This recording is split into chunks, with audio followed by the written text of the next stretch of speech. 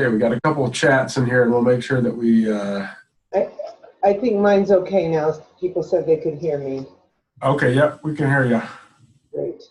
Awesome. All right, so we'll jump into it. Yeah, so I work for Montana Campus Compact, where I'm the associate director.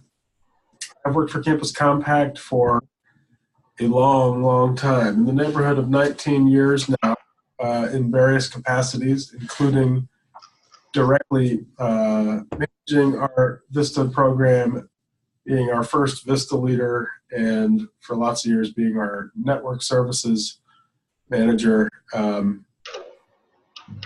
Was excited to be talking to folks who are interested in hosting great America VISTA members and up for the challenge of having somebody come into their shop and put together a project that addresses poverty and uses some of the great tools that education has at its disposal. So very excited to chat with you today. Jesse, you want to? And I'm Jessie Lee, and I've connected with most, if not all of you. I'm helping out temporarily with some site development at Montana Campus Compact. Just graduated with my MPA, and they were looking for somebody to bridge the gap. And so thank you all for taking the time to connect prior to this. And some of you I'm meeting with in person later this week and next week. So just thanks so much for taking the time to consider, again, like what Josh said, what a VISTA can do for our campus or organization. All right, let's take some time to do a set of kind of round the table introductions here. If folks would do your name and the organization that you work with, and maybe just a little bit about your familiarity with National Service, VISTA, Senior Corps, AmeriCorps, on a just sliding scale, like from a very familiar, not very, brand new. So who would like to start us? I will. My name is Linda Erickson, and I'm with Northwest Montana Veterans Stand Down and Food Pantry in Kalispell, Montana. And I have had two AmeriCorps Vistas in previous years. And the last one, McKenna developed a durable medical program, loan program that we have. And it was an awesome, awesome experience. And I'm looking forward to maybe securing 2 more Vistas to help our low-income veterans in the northwest side of the mountains here. Yeah, thank you, Linda. I'm going to mute myself now. Perfect. So this is Cheryl Allen, Superintendent in Conrad, Montana. Not any experience directly with any of those entities.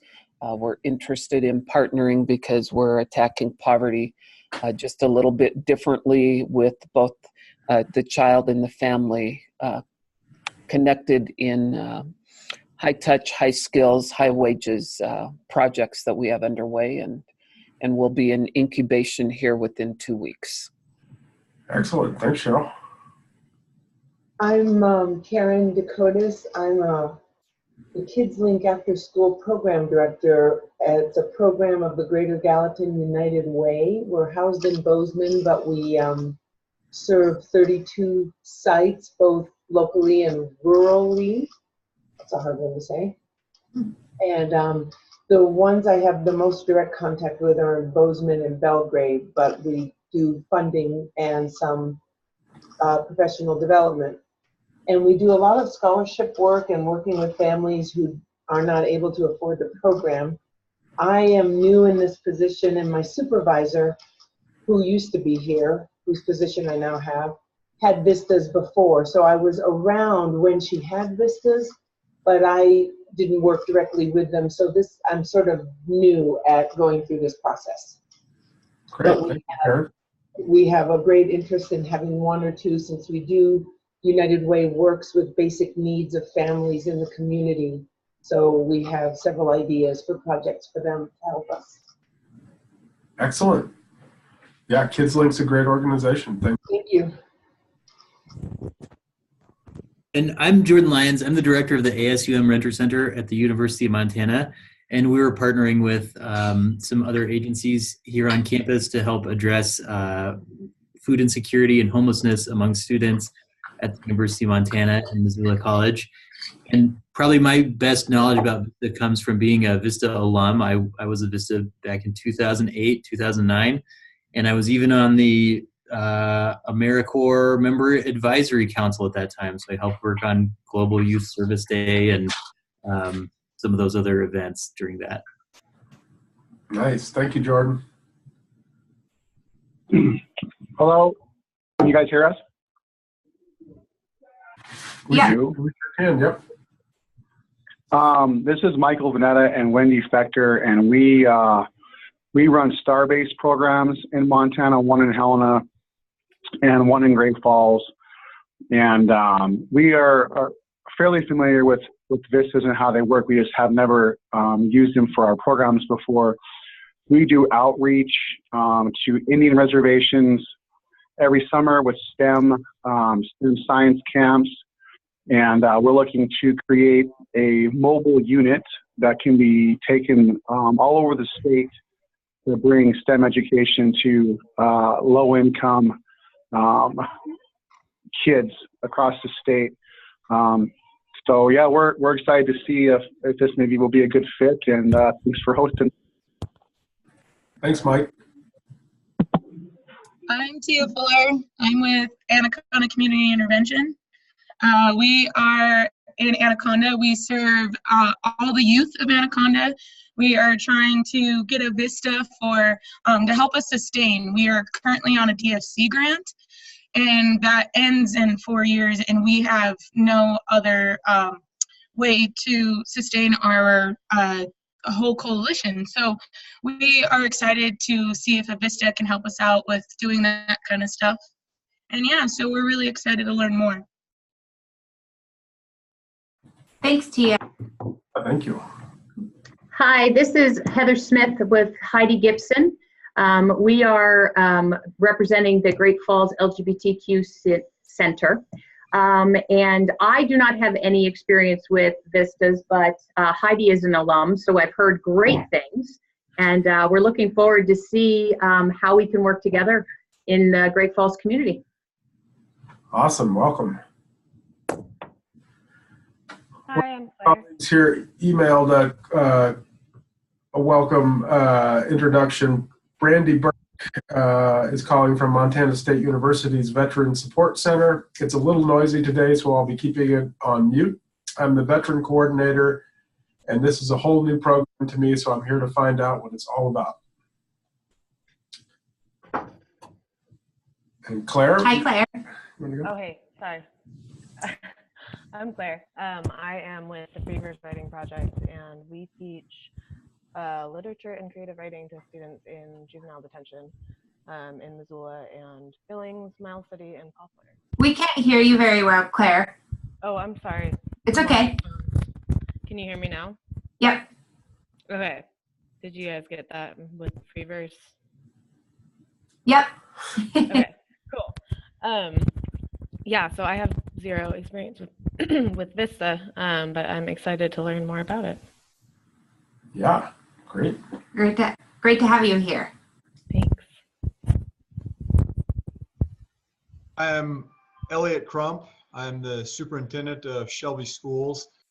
I was an AmeriCorps volunteer back in the early 2000s in New York City, so I have a little bit of experience with the different programs.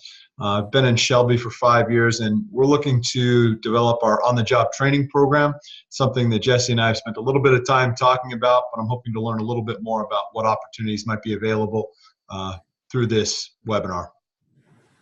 Awesome. Great. Thanks, Elliot. Thanks. Great to have you. We got another online introduction. Matt Watts is from the Hamilton School District, where he oversees after-school programs for the district. Knows very little about the VISTA program, but is hoping to see if it could fit into the programs here.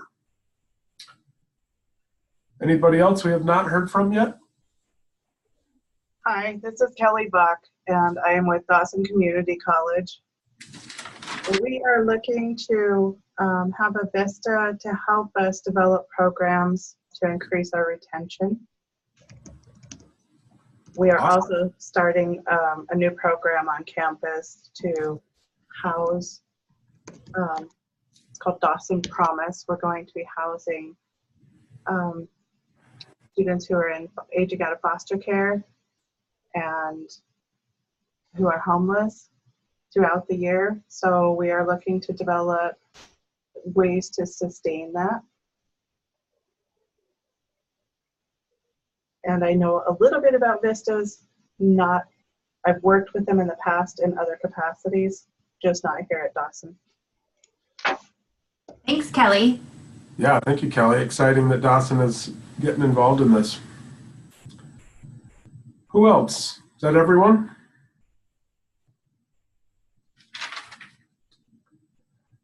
All right, then. We'll keep on moving here.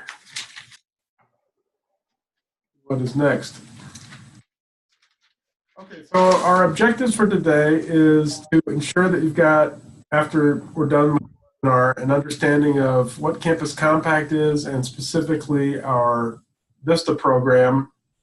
We'll talk in some detail about the terms, conditions, and benefits of VISTA. We'll talk about the application and timeline, how candidate recruitment works, and the specifics of your role as a host site. We'll also have just some open time for your questions or adding your thoughts as we go through this. So either just speak up, unmute yourself, and say, hey, let's pause there. Otherwise, we'll just kind of cruise along. But please feel free. We're not going to be super formal today, just to kind of holler if we're glossing over something that needs a little bit more attention, or if you have a question or something to add that comes up, please. So Montana Campus Compact, where Jesse and I work, is a set of higher ed institutions around Montana. There are 17 of them. We're hosted by the University of Montana, and UM is also an affiliate campus, as is Montana State University. In fact, the whole Montana University system with both MSU and UM sides of it, and the 3 community colleges. We're also proud to say that we have the 3 private institutions and 4 of the 7 tribal colleges as dues-paying affiliates of this network. Campus Compact is a national nonprofit with 1,000 member institutions nationwide. Had its 30th anniversary recently. We have 25th this fall, in fact. Our mission is that we're committed to addressing community needs using the resources of higher education. So we really have this strong desire to see higher ed as a partner and to see really meaningful service opportunities come together for college students. I think it's a great way to learn how to be good citizens, not only kind of to learn the specifics of the degree or the discipline that you're in, but kind of that really meaningful side of things, what it means to be a good Montanan and care about your neighbors and be involved in community. VISTA is a program that we run, and we have run for almost as long as I've been around Campus Compact, or exactly as long as I've been around Campus Compact. It's kind of a War on Poverty era program. It's an acronym. Anybody know what the acronym stands for besides Jordan Lyons?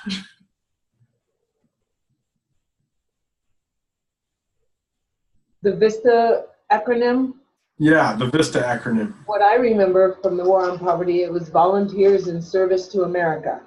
Yes, nice work. Exactly right. Volunteers in Service to America.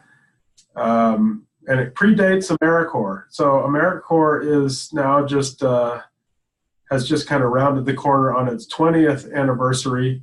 VISTA was kind of the start to this idea that there'd be a domestic equivalent to the Peace Corps, a way for people to give back in communities by committing to a pretty intensive year-long term of service, saying I will live at the poverty level and I will do good work to address, help put together programs, services, tools for folks specifically who are living in poverty.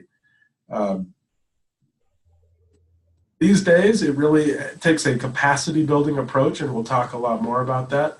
But it's grounded in that history, that very specific need to move people sustainably out of poverty, and continues to be a strong tool for that. Here's kind of the structure of how all of this works from a funding standpoint. So we are a grantee of the Corporation for National and Community Service, which has lots of various branches and programs that they offer to states and to multi-state kind of regional folks. There are three main buckets of programming that they kind of put forth from the Corporation for National and Community Service, which is a federal agency housed within the federal government. So the big kind of programming buckets are Senior Corps, AmeriCorps, and the Social Innovation Fund. VISTA is housed under the AmeriCorps branch of that. By far, the largest branch of that is the Senior Corps program.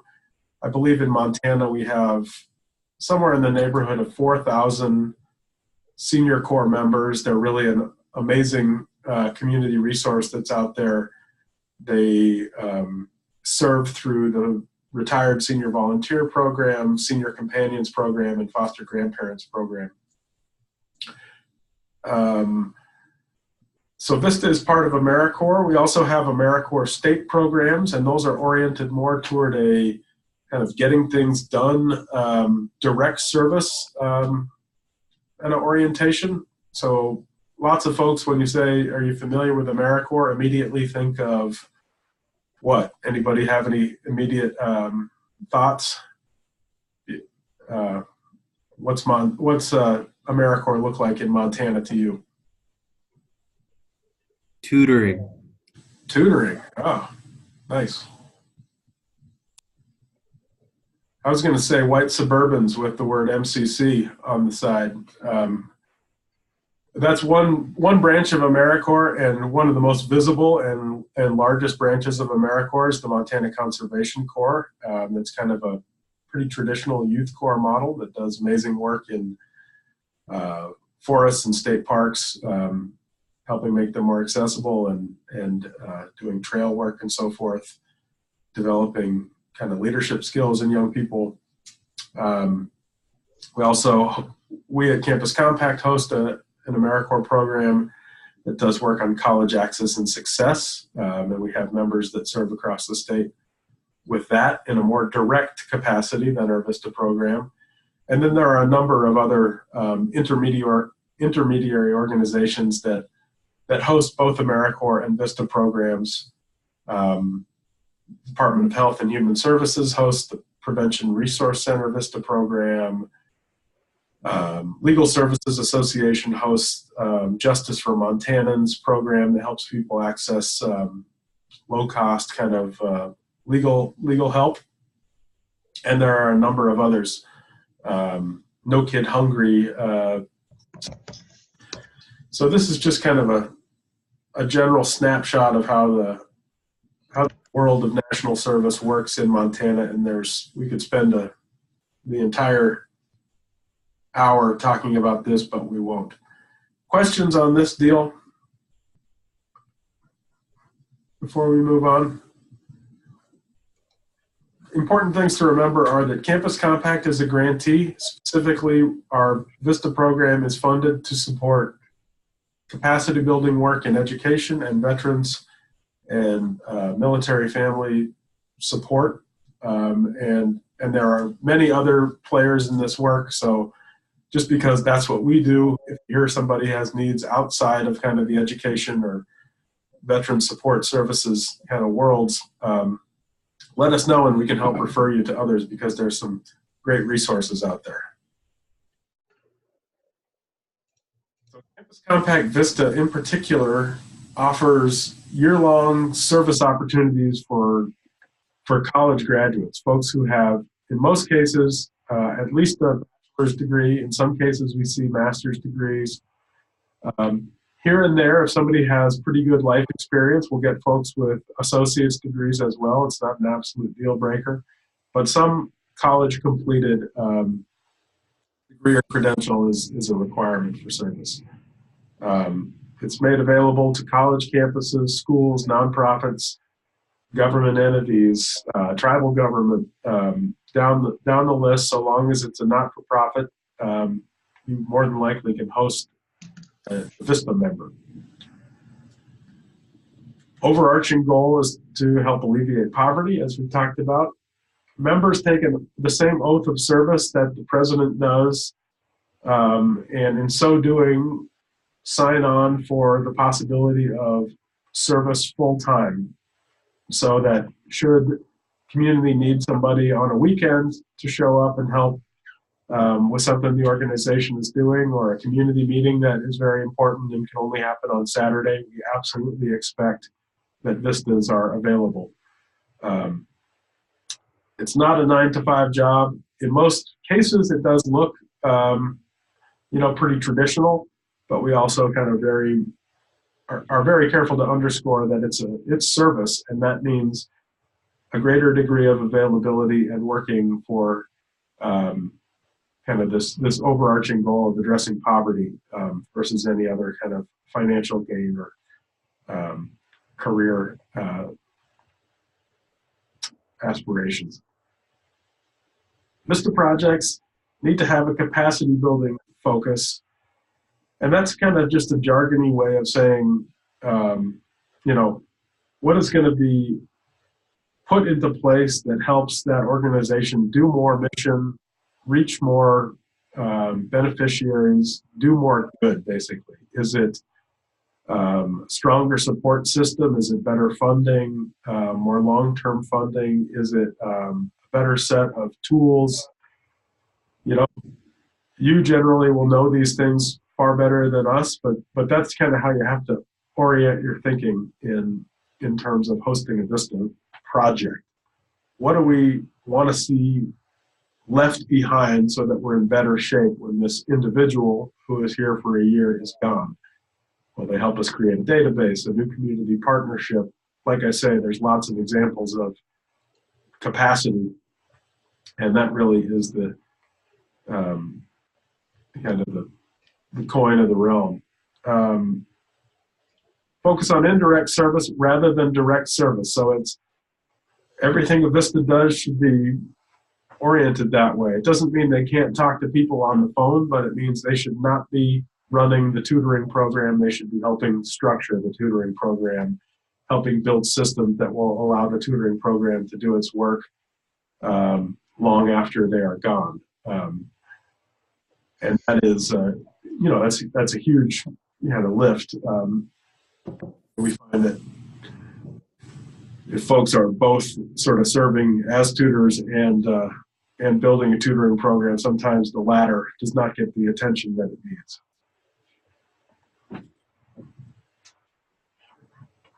Okay, keep cranking. Jesse tells me to keep cranking, go faster, quit yakking so much. Needs to align with our compact program priorities, essentially education, veterans. Talked about these service terms begin July 19 and wrap up July 2020. It's really strange for me to be saying 2020 as a real year, but that is the term of service that these projects will last. The cost share, and this is a cash outlay that we required to ask for all of the host sites. Either $6,250 if you're an affiliate campus of the University of Montana Campus Compact, and $8,350 if you're not an affiliate of the Campus Compact. So outside of those 17 campuses, those are the costs. Elliot Crump asks that the cost on the MOU is listed as $7,500 for non-affiliate.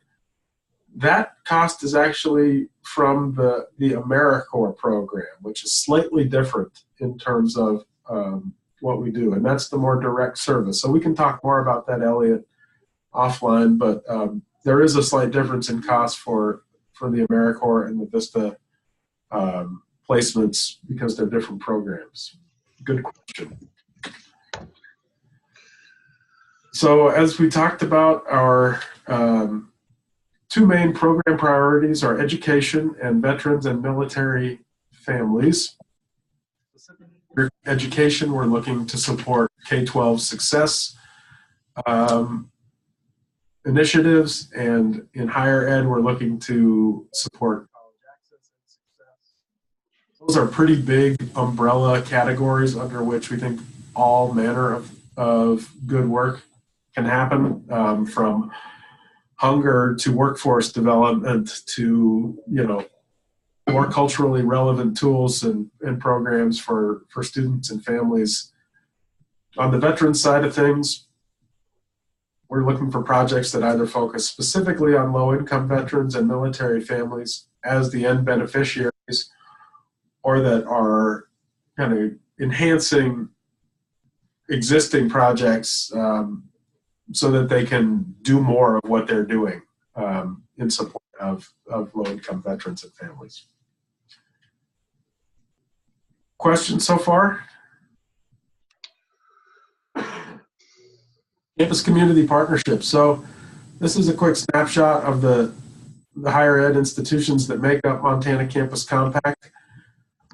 Our need for each VISTA project that is hosted by a non-campus entity is that there is some connection back to one of these institutions, and it can look any way that actually adds value and makes sense for you locally. So, we're in Conrad and we don't directly have one of these institutions, but we do have a strong relationship with the extension. Would that work, or can we maybe double down on something like that? Or we're looking to reach out to Great Falls. We don't have any priority here other than that there is a good partnership that is kind of central to the VISTA project and that gets taken seriously. And we can help facilitate and connect you with folks at each of these institutions, and are more than happy to do that. But we're really looking for how are some of the resources, skills, expertise, students, knowledge, physical space of these institutions brought in as one of the tools that gets used to do the project's work.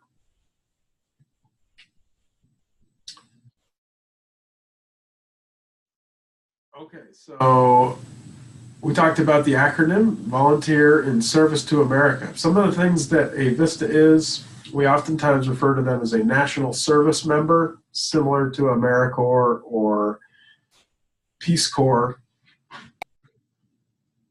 They do build capacity as the big kind of overarching kind of charge that they have with you, is figuring out how are we leaving this community in better shape to address this problem or need.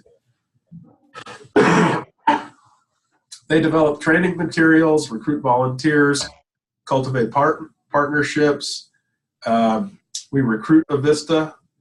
Some of the things, language is important in this, and we try to address kind of front end some of the need for using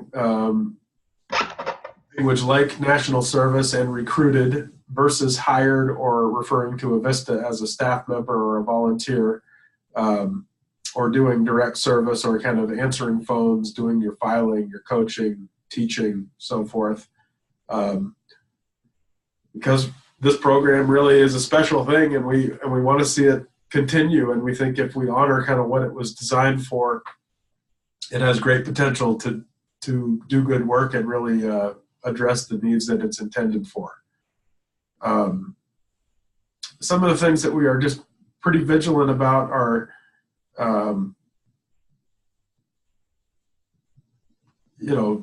making sure that the direct service piece of it is really reserved for like an office service project and not a routine part of what VISTAs do. And those capacity building activities really involve working behind the scenes to help the organization, school, nonprofit to bring about systemic change. So that can, you really should be pretty ambitious in the scope of what you're looking for, and also committed to say, look, we want to get this done, and that's going to mean, pulling together a bunch of our team here for probably a handful of, nuts and bolts conversations about how we do this and how we change systems so that we can address some of these big needs. Some of the impacts that we've seen from our VISTA projects around the state. A couple years back, we placed 25 VISTA members and 7 summer members with 26 nonprofits and schools and 7 campuses. That's kind of the breakdown of where you saw the types of projects. They then provided 320 capacity building services to organizations, recruited 981 volunteers who served almost 9,000 hours, recruited 568 college students, leveraged over $200,000 of cash and in-kind resources, basically supported organizations serving 518 veterans and military families, helped provide services to almost 14,000 disadvantaged youth, and VISTAs themselves received $175,000 in AmeriCorps Education Awards, which is the big post-service benefit for the individuals that serve as VISTAs. So we often refer to this as a two-sided coin. On one side, we expect that they're getting things done for your organization. On the other, there should be good opportunities both for professional development and really being immersed in your workplace, your community, your school, your nonprofit, so that they get kind of as authentic an experience as possible. So generally that comes down to the supervisor and taking a strong interest in seeing that these individuals are, getting great experiences. And generally we see folks really rising to the challenge of this, kind of taking people under their wing and saying, here's how this works in Shelby. Here's how this works in Glendive, so that they get that kind of well-rounded professional experience. We really want folks to come out of their VISTA service with this kind of interest in public service, and seeing the great work that you all do, I think, is oftentimes and what motivates you is a huge part of that. So some of the benefits of service. So VISTA receives a living stipend. Basically every 2 weeks, we drop some money into their bank account. The pre-tax amount currently is $472. 26 of these over the course of a year. So basically it's a little over $900 a month, which is, it's poverty living. They also get health care, child care, and life insurance as among their benefits. If they're relocating to serve, they can get $750 as well as mileage to relocate. We also offer a set of trainings over the course of a year so that these folks are kind of being acquainted with their cohort of fellow VISTAs and having their professional development supported as part of that cohort.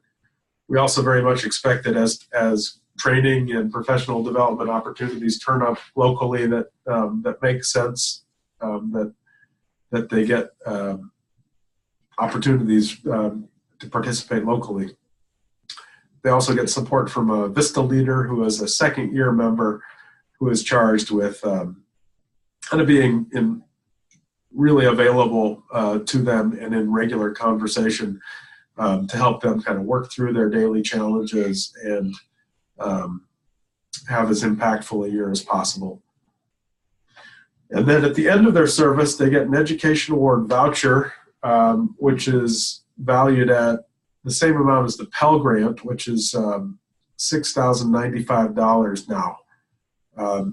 They can also opt for cash. So if you recruit somebody who's non-traditional or maybe doesn't have student loan debt or interest in future education, VISTA does allow for a cash benefit as well, and that's somewhere in the neighborhood of, I think, between $2,500 and $3,000 last I checked. Those are the big benefits. The commitment that they make, they need to complete a full year-long term of service in order to earn that education award. They need to both the VISTA and the site supervisor need to complete all reporting. VISTA's report on a monthly basis and supervisors on a quarterly, just talking about progress toward the goals that you set forth. And then we really expect that host sites commit to getting folks through like this full year-long term of service. You know, what often comes up here as a question is, you know, we're a school or a school district. How does that exactly jive with our academic calendar? You know, we're open September to June, and we take that, you know, that August, July kind of window pretty seriously. The answer is that the VISTA needs a workstation and in the community and some work to do. You don't have to completely change things around, but finding them something to be a part of that is going to let them start in July and work as kind of you know, school is for the most part closed is how we do this. So we're up for creativity here. We want to see schools making use of the resource, and we know it is a little bit of a challenge, especially in communities where smaller communities where maybe the nonprofit sector is not as large, but we also have seen some great innovations. Our friends in Troy have hosted a number of VISTAs and have had great luck at getting their VISTAs kind of going. So we can talk a bit more or open this up for questions here if folks have questions on the commitment or anything around that full year. All right, I'll keep moving. Some of the prohibitions, and these are pretty common. I'm actually going to hand this over to you, Jesse, while I'm blowing my nose. So this is, again, pretty among all AmeriCorps and VISTA members.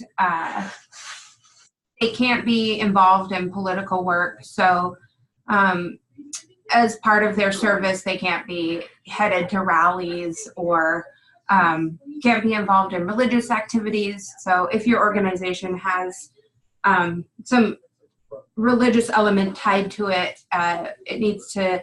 you need to make sure that it's not part of their service.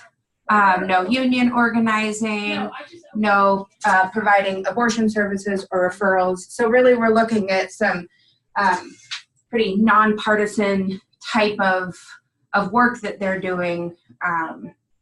They can't consume alcohol while they're serving. We know that a lot of these are, you know, young 21-year-olds, and so in their off time, that's kind of what they do, but they can't consume alcohol while in service. And then nothing that might pose a significant safety risk to clients or to self. All right. So the application, we try to make it as straightforward as possible. It does have a couple of pieces that we include just to sort of solidify what the campus partnership is going to look like. So we look to get a letter of support from a campus or a community partner. So if you're a community entity applying, we'd like to get that letter of support from the campus entity, and vice versa. If you're a campus applying, who in the community are you going to partner with? We'd also like a letter of support from a CEO or a board president, somebody just ensuring that the governance structure of the organization is aware that you're hosting a VISTA is kind of the box we're checking with that. A completed readiness assessment. So among the things in that application packet is kind of a checklist of, are we ready to host a VISTA? And we think it's a valuable exercise to do. Then the application is a set of questions, mostly about the community need that you're working at, and kind of your what you anticipate the project looking like. A signed MOU and the attachments, and that is basically it. And it's all driven through Submittable, which you can get through our website, and I think most of you have probably seen in your correspondence with Jesse on this. Questions on how one applies?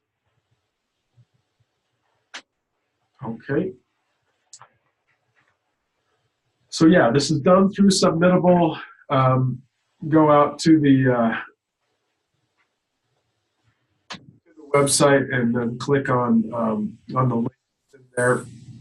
Our priority deadline is February 1st, and that helps us get in front of what is typically a pretty hectic recruitment cycle with spring graduate college students, who are the main group of folks from whom we recruit. If February 1st is going to be an absolute struggle for you, let us know and just keep in good communication, and we could probably work something around it. But we do set it out there just because once we get those applications, it's kind of off to the races as quick as we can go, so that we can do our best at recruiting strong candidates for these projects. Karen, did you have a question? Let's see. So Karen asks, sorry, I do have a question. So as a community-based organization, I would need a letter of support from you as a campus partner, or where would I look to find a campus partner? Someone at MSU? Yes, thank you. I realized I didn't understand what that meant. Good question. Thank you for clarifying here. Yeah, so someone from one of the campuses that is part of Montana Campus Compact. So MSU would be a good example. And remember, as you're thinking about kind of what the strategy that you'll put in place, if you've thought like, okay, we have this community need, we're planning to do this, think about how a campus might be involved in that strategy, and that can inform where you go for that support letter. So like if you're looking at enhancing your volunteer infrastructure at KidsLink, then you might look to the School of Social Work on campus, a professor or a faculty member that might be willing to commit to service learning. So to help to provide service learning as part of students' curriculum. So like up here at the University of Montana, I took a course that required 20 hours of volunteer work. And so some professors are willing to link up directly with one organization to fulfill those obligations. Thank you. A clarifying question is, we have a partnership with MSU in our in their education department. So I do have some contacts there and some partnership there. The projects I'm thinking of may not be directly related to our partnership with them, but they could still write a letter of support. But then if they write a letter of support, they're committing some of their time and energy to that VISTA as well as myself. Yeah, we want to see ultimately, as a network of higher ed institutions, that our mission is getting done through everything that we support. So we don't want to kind of ram something down your throat. By the same token, we want to see our campuses engaged in real community work that brings about positive change. So if you've got an existing partnership, I think saying like, yeah, we're gonna utilize kind of these folks as the partner and get the letter from them.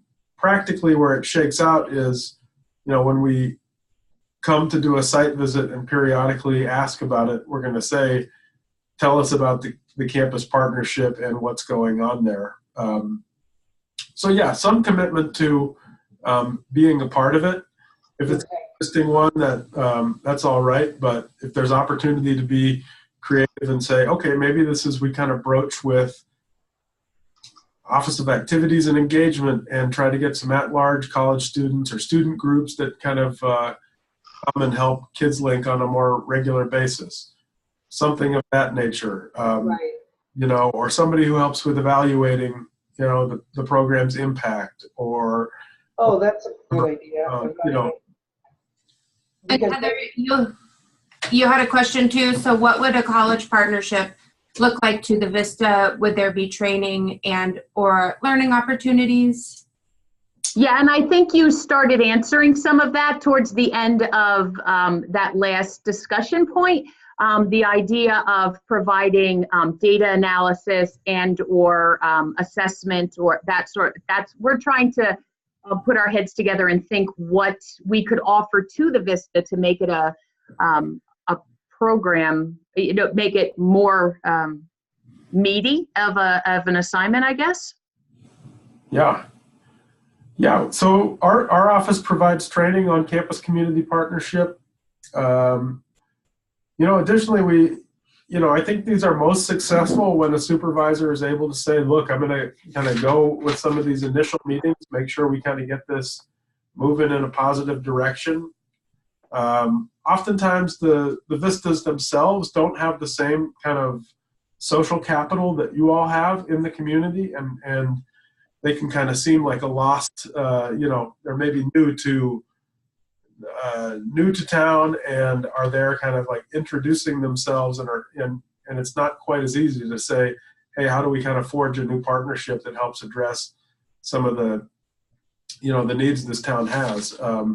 So I think making yourselves available for kind of like the setup of that partnership front end, and then the VISTA can be more the follow-up and the nuts and bolts on how it comes about, really seems to be a best practice there, largely because of that kind of social capital issue that comes up. But that's we do make ourselves available to support this. We train for it, and we will help troubleshoot with it, Heather, as it goes forward. Great, thank you. Yeah. Okay, so we talked about February 1st being the application deadline. Please let us know if you're planning to do this, just so that we're kind of anticipating. I think you've been in good touch with Jesse about early interest and thoughts on this, but keep in touch with us as we go forward. Feel free to kind of run things by us, brainstorm. We're available to kind of help structure this in a way that really gets you set up with what you need.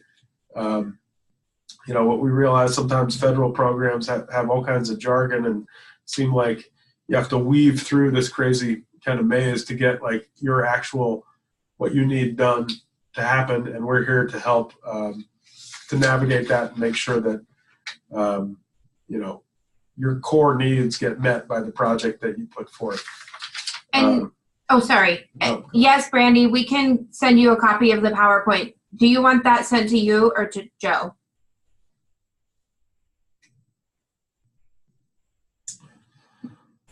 Yeah, we'll share the PowerPoint and the link for the playback for this webinar after we're off as well, so everybody's got it.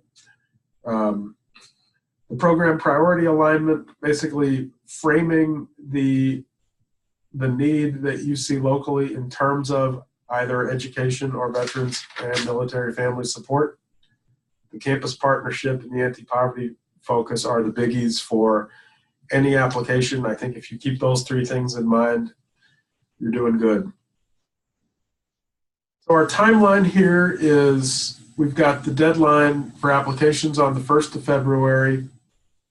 We'll have a 2-week clarification period that goes the 1st through the 15th, where we come back and ask some questions and make sure we get what's going on. We then will send out approval at the state level and shoot for member recruitment beginning in mid-March. So it's a pretty quick turnaround here, where we may need some questions answered, and then we will be working with our funder to make sure that these projects align well with those overarching VISTA needs. We put the the applications to apply to your individual projects live on kind of the National AmeriCorps website in early March. We'll post them all to the Compact website.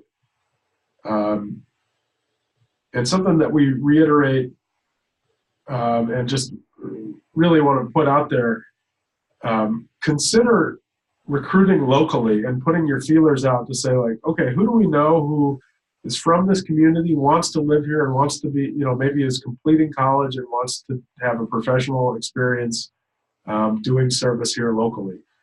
There are amazing folks who would love to live in the towns that they're from, but oftentimes they, you know, they just don't know about the great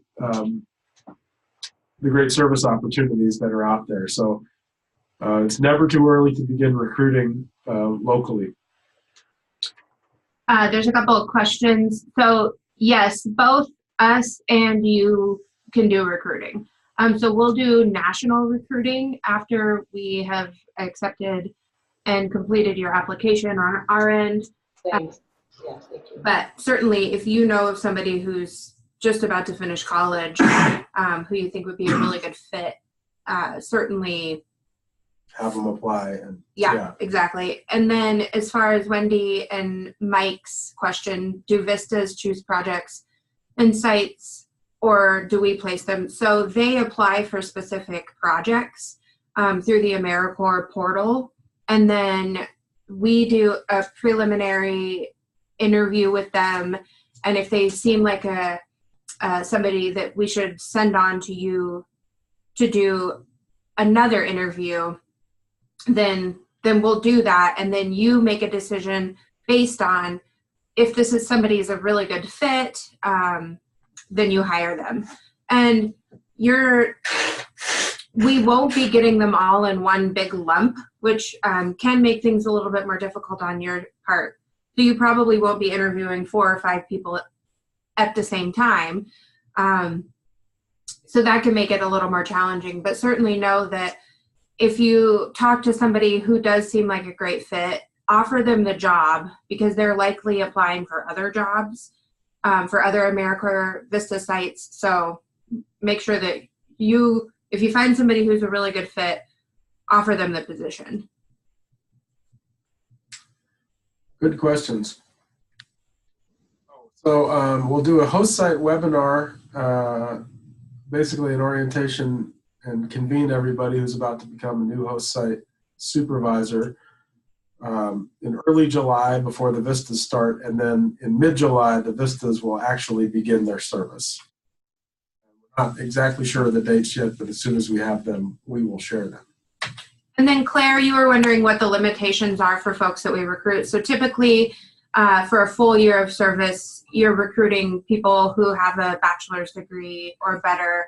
In some of the smaller communities that are connected to a community college, they are able to look at people with associate's degrees, but those are kind of on a case-by-case basis. So it's typically going to be people with a bachelor's degree. But beyond that, we have non-traditional students. We have people who have left their professions otherwise that want to do a year of service. So really, it's pretty broad beyond that. I have a question. So yeah. As we're doing recruitment and just kind of planning out our year for Vista, do we, just thinking about how the stipend is, it's pretty low relative to like Missoula's cost of living, which is pretty high at this point. Rents are pretty high. And I was wondering if you have some thoughts on like resources we can tell potential recruits about, or things that we can do to help them get by on that stipend? Yeah, so you can work with your campus partner to try to secure on-site housing. So if there's extra dorm rooms, I know that Dawson Community College is talking about, how do we get somebody to move to Glendive? And so if there are ways that your organization or your university can provide lower cost housing, that's certainly a great way to recruit. Some of our communities have sort of AmeriCorps houses And so, like Helena, we just there's a place where people sort of cycle through.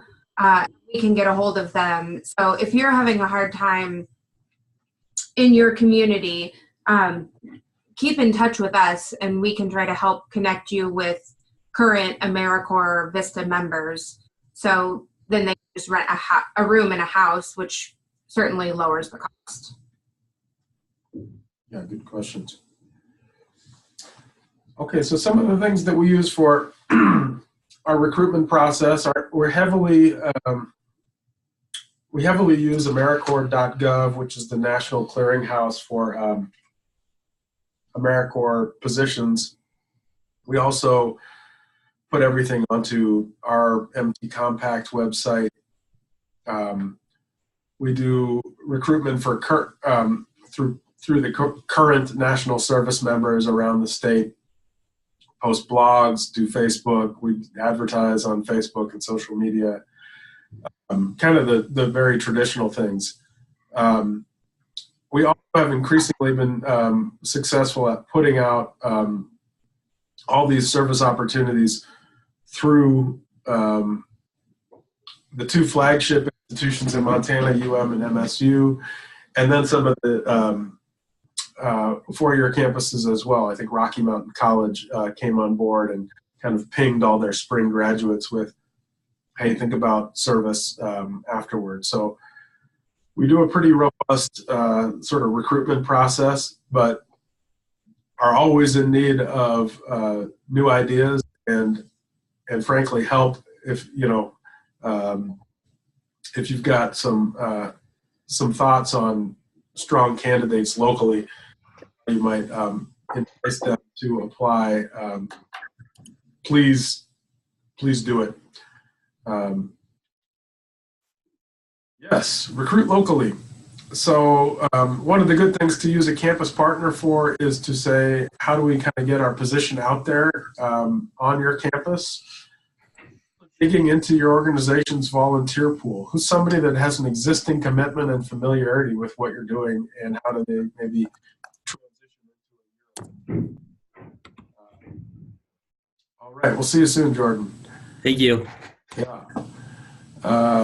Social media, and then asking us for recruitment flyers and so forth. We are always happy to share. So we talked a bit about the screening. Bachelor's degree must be at least 18, 2 strong professional references, and then pass a background check and have committed no sex offense, be willing to get fingerprinted.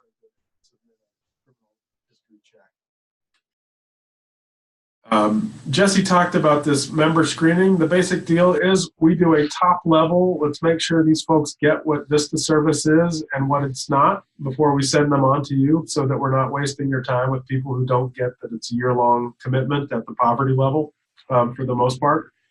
Then we really expect you to sort of do that rigorous local interview that says, how good a fit is this person? How well do their skills and background line up with what we need? Then you let us know if you want to hire them, and we'll make the offer, is the basic deal. In terms of supervision, we do recommend that folks set aside 5 to 10% of their week for supervising their member, and perhaps even a little bit more on the front end, in that first month or so. So that they are really kind of well-grounded in what your organization, your school, campus is about.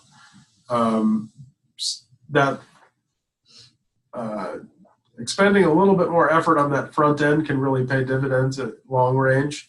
But as a general rule, we expect there to be a standing weekly supervisor meeting, and then a good degree of availability so that as they have questions and need to kind of clarify what they should be working at, that you're available for them.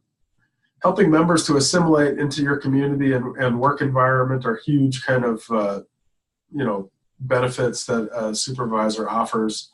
They may require some professional guidance. Oftentimes we see a pretty, how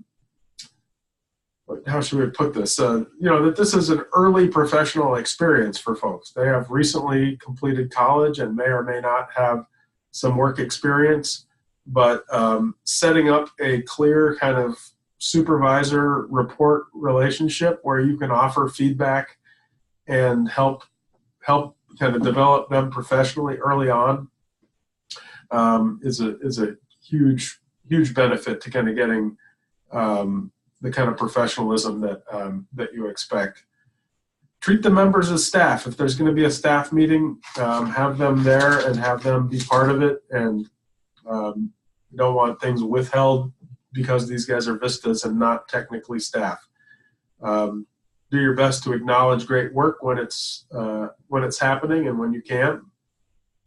And be aware of your supervision style and be pretty open to what the VISTA member themselves needs in terms of supervision, whether it's really kind of hands-on, early end kind of tasking, or as they kind of get more competent and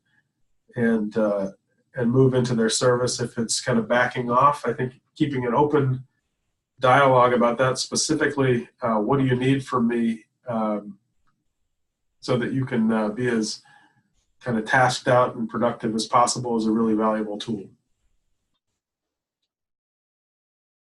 So some of the main expectations we have of host sites to aid in the local VISTA member recruitment. So really putting some mental energy behind where might we track down somebody who is from here and would make a great VISTA. Interview your applicants and please do it as quickly as you can when you get them. We let them know that they should hear from you within 24 hours, and we really hope that you can interview them within 1 to 2 days of getting their application materials. It's a pretty cutthroat world of recruiting the best and the brightest, and the more that we are kind of really responsive, the better luck we have with capturing people who do a great job at service.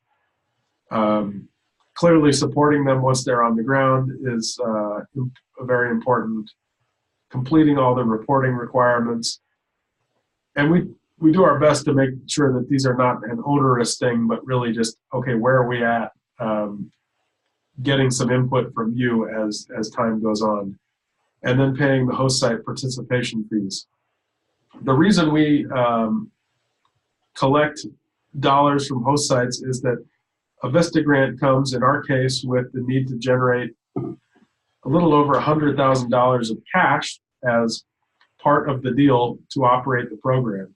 So we put the $100,000 back into kind of the overall budget for the program, so it shows up as member living allowances and other program expenses. So a VISTA grant very much is a kind of want to host VISTAs, start thinking early about where the dollars to do so is going to come from. If you also foresee that the cash, the cost share that we request is going to be an absolute burden and it will prohibit you from applying, do talk to us and we may be able to work out some alternative, and we have a waiver process as well. But we do have a very real cash need around running the program, and we kind of spread that out among all of the host sites that participate. And I think one other thing to note on that is that you can pay that quarterly, and your first payment would be due in July. So if you need to budget for the next fiscal cycle, know that that's available to you as well. Yeah. Okay, so we are over time here. We'll quickly wrap this up. I think we've talked about all of these. Essentially, taking seriously that campus community partnership, the strongest projects that I think have the best things going on have said, like, okay, this is a challenge, but it's something that if we get after this, it can really make a difference. How do we bring new campus resources to bear on this problem that we're working with? Once we've got the VISTA, that person can't be replaced for any reason. So it's a pretty high stakes game. If they decide to leave because, something, a family emergency, we're sort of out of luck. So I think really choosing someone that is going to be a good fit, but that you can also work with and kind of help grow into the position is a good approach. Well, when we put together events and trainings and so forth, we really expect that our host site partners are supporting the importance of coming back into that cohort, and doing this VISTA experience in a group really helps with retention and helps to underscore the importance of the national service side of it. So we try to not have those be too frequent or too long, but they are very much a part of VISTA service. So we expect that host sites kind of back us up on those. And if you've got any inns with low cost or free housing, as Jordan pointed out, $900 doesn't go terribly far many places these days. So if you perhaps have a board member who is a landlord or who owns property that has an additional room, or if you're aware of a local, maybe campus-based housing or low-income housing that a VISTA might be able to access, that can be a huge benefit. Elliot asks about Section 8 housing. In my experience, oftentimes there is a wait list, but I think VISTAs, depending on the other factors that go into, I don't have a lot of expertise on Section 8 application, but depending on their other sort of savings and financial position, they may be eligible for Section 8. That's a good question. And if you're requiring that they travel for work-related things, if possible, and you can provide a vehicle, through a fleet vehicle or motor pool or something associated with you that allows them to get to the VISTA training. Sometimes that's not possible, and we'll make sure to reimburse the member. But if there is a reliable car that is at your disposal, we'd love it if the VISTA could use it. And I think that wraps up our formal end of things. We can make ourselves, as you know, available for phone calls and questions after the fact, but wanted to make sure we stuck as close to our time frame as possible. Any additional questions or concerns that folks have? Okay, well, thank you so much for signing on today. We're very excited to kind of see what you come up with and support getting amazing VISTAs to work through your organization. So thank you. Thank you. Very good. Everybody. We'll talk to you soon.